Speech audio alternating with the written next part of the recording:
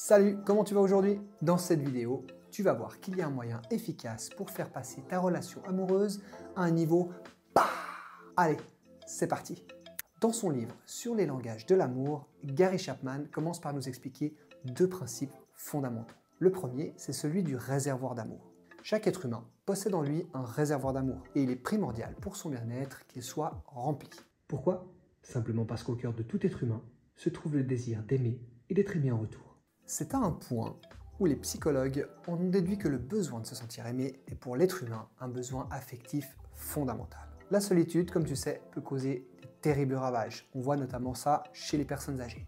Et ce n'est pas pour rien que la réclusion stricte est considérée comme la pire des sanctions. Quand un enfant se sent aimé, il se développe normalement. Par contre, quand son réservoir d'amour est vide, eh bien c'est là que vont commencer les problèmes comportementaux. Il va tout simplement chercher par tous les moyens à remplir un réservoir qui reste désespérément vide.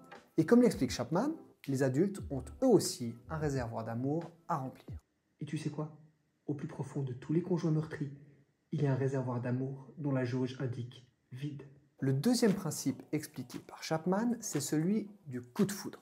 Selon le Dr Peck, le coup de foudre est en fait un mécanisme instinctif génétique. Son unique but, c'est de faire tomber les barrières de ton ego pour augmenter la probabilité de relations sexuelles et ainsi favoriser la survie de l'espèce. En fait, l'euphorie du coup de foudre te pousse à vouloir vivre pour toujours avec la personne que tu viens de rencontrer et que tu perçois comme parfaite. Même si tu es totalement conscient que tu auras parfois des points de vue divergents avec l'autre, tu es convaincu que vous arriverez toujours à trouver des compromis et qu'aucun obstacle ne viendra se mettre entre vous. En résumé, ton entourage perçoit les défauts et les risques, mais pas toi. En réalité, l'éternité du sentiment amoureux est une fiction. On est certes sincère, mais pas du tout réaliste parce qu'on oublie un point essentiel. Par nature, l'être humain est fondamentalement égocentrique. Selon une étude du Dr Tenoff, la durée moyenne du coup de foudre est de 2 ans. Une fois cette euphorie dissipée, on revient à la réalité et on pense de nouveau à son petit ego. On se retrouve alors avec deux individus qui ont des désirs divergents. Ils ont alors deux choix, se séparer ou apprendre à s'aimer sans cette euphorie aveuglante. Le problème réside dans une mauvaise information, à savoir que l'amour romantique ne dure pas éternellement. Et heureusement parce que quand on est passionnément amoureux, on n'a plus aucun intérêt pour tout ce qui nous entoure. Nos besoins, le travail, l'école, les amis, la famille, les loisirs, etc. T'imagines si tout le monde restait follement amoureux tout le reste de sa vie?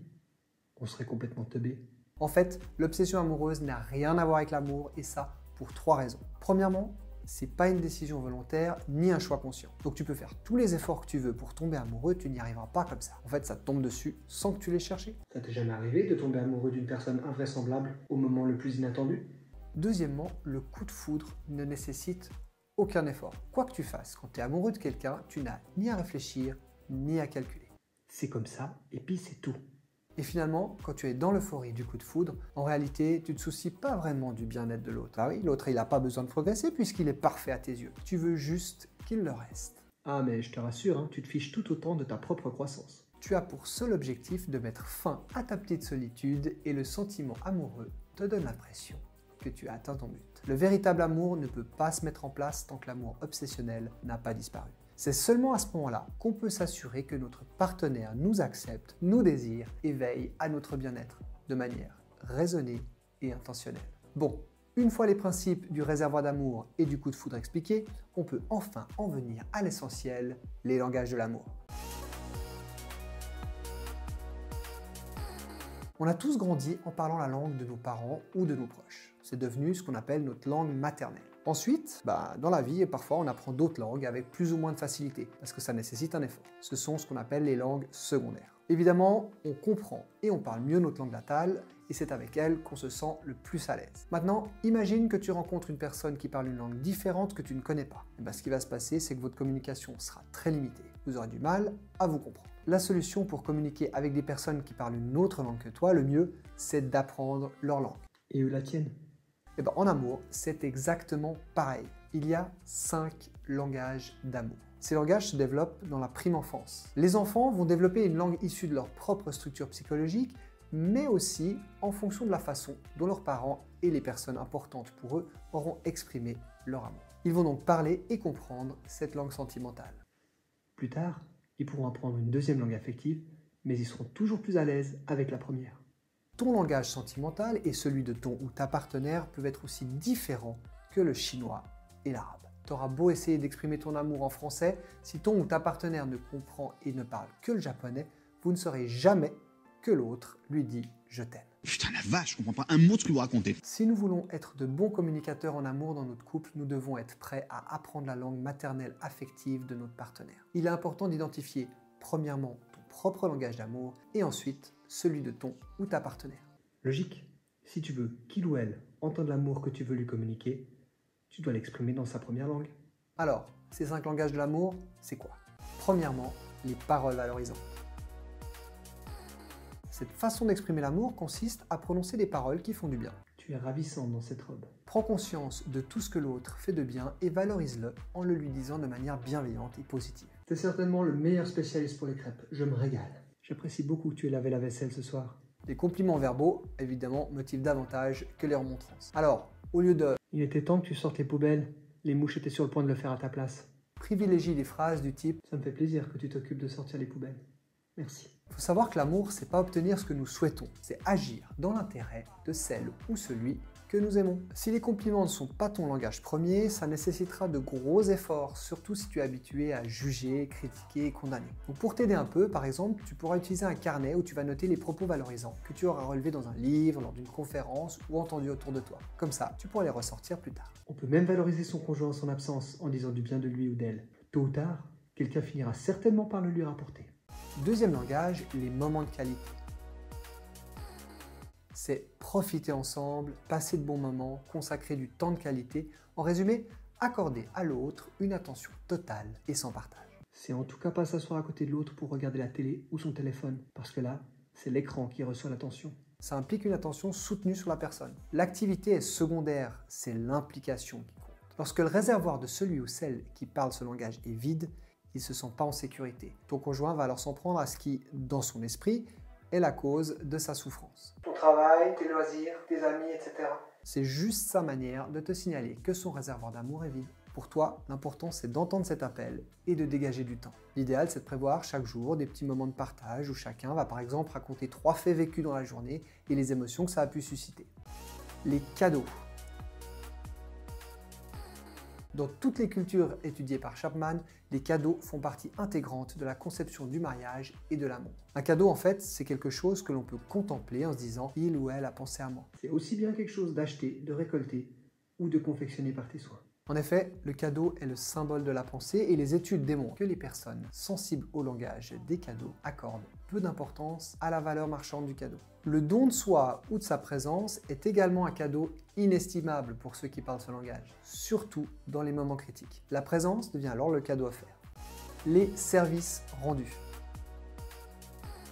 Il s'agit de toutes les aides qui, à ta connaissance, feraient plaisir à ton conjoint. Tu t'efforces d'être agréable en lui rendant service, en faisant quelque chose pour lui ou elle. Ces services exigent de la réflexion, de l'organisation, du temps, des efforts et de l'énergie. Attention, on peut parler le même langage de l'amour, mais pas forcément le même dialecte. Par exemple, certains services rendus à l'un ne seront peut-être pas aussi importants pour l'autre. C'est donc important d'en discuter pour que tu puisses t'assurer que les services que tu rends correspondent bien aux besoins de ton ou ta partenaire. Souviens-toi que pour apprendre le langage d'amour des services rendus, il faut savoir dépasser les clichés sur les prétendus rôles de l'homme et de la femme. Le contact physique. Des études ont démontré que les bébés cajolés et embrassés développent une personnalité émotionnelle plus saine que ceux qui restent longtemps sans contact physique. L'étreinte des mains, les baisers, les enlacements sont autant de façons de faire ressentir au conjoint qu'il est aimé. Les conjoints pour qui le toucher est l'expression la plus parlante de l'amour sont réellement impatients de voir leur conjoint venir à eux pour les toucher. Et qu'en est-il des relations sexuelles alors? La relation sexuelle, c'est en fait un dialecte dans le langage de l'amour du toucher. Si la relation sexuelle est le langage amoureux auquel ton ou ta partenaire est le plus sensible, prends le temps de discuter avec lui ou elle de l'art et la manière de lui faire l'amour. Car le contact physique qui te procure du plaisir n'aura pas forcément le même impact chez ton ou ta partenaire. Dans le couple, ce qui est admissible ou ne l'est pas est défini par les conjoints eux-mêmes, tous les deux, ensemble. Et souviens-toi que le corps est fait pour être touché et non pas abusé. Le contact physique est un excellent témoignage d'amour et de soutien. La personne accablée se souviendra longtemps de ton étreinte. A l'inverse, il ou elle pourrait ne jamais te pardonner de ne pas l'avoir serré dans ses bras alors qu'il ou elle était dans l'épreuve. Il faut savoir qu'en n'étant pas touché, le conjoint qui se nourrit par ce langage se sent rejeté, non aimé. Ce qui risque d'arriver, c'est qu'il risque de fuir l'autre pour ne pas souffrir quand il est près de lui.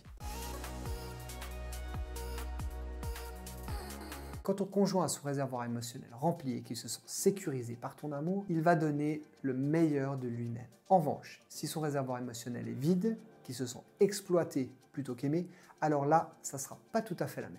Et là, c'est le drame. Si tu veux maintenir plein le réservoir d'amour de ton conjoint, il est primordial d'apprendre à parler sa langue maternelle d'amour. Je te propose 3 questions qui pourront t'aider à identifier ton langage d'amour et celui de ton ou ta partenaire. Premièrement, dans ce que ton conjoint fait ou omet de faire, qu'est-ce qui te blesse le plus? Le comportement inverse correspond vraisemblablement au langage d'amour le plus expressif pour toi. Deuxièmement, qu'as-tu le plus souvent reproché à ton conjoint? Et troisièmement, comment exprimes-tu généralement ton amour à ton conjoint? Ce moyen est généralement celui qui, en retour, te donne à toi le sentiment d'être aimé. Il y a fort à parier que ce que tu fais pour ton ou ta partenaire est ce que tu aimerais qu'il ou elle fasse pour toi. Faut juste faire attention parce qu'il peut y avoir parfois des biais. Par exemple, le conjoint qui a vu son père combler sa mère de cadeaux pour lui témoigner son amour, aura tendance à faire de même pour exprimer ses sentiments à sa propre partenaire. Pourtant, ce langage des cadeaux ne sera pas forcément celui qui comprend le mieux. Il fait juste que reproduire ce qu'il a vu chez ses parents. Si 2 langues te semblent aussi familières l'une que l'autre, c'est que tu es en quelque sorte bilingue. Alors là, c'est bingo pour ton ou ta partenaire. Il ou elle a la chance de pouvoir choisir l'un des 2 moyens d'expression pour te dire son amour. Alors, certains d'entre vous vont me dire « Oui mais attends, moi j'aime ces 5 langages, c'est normal !»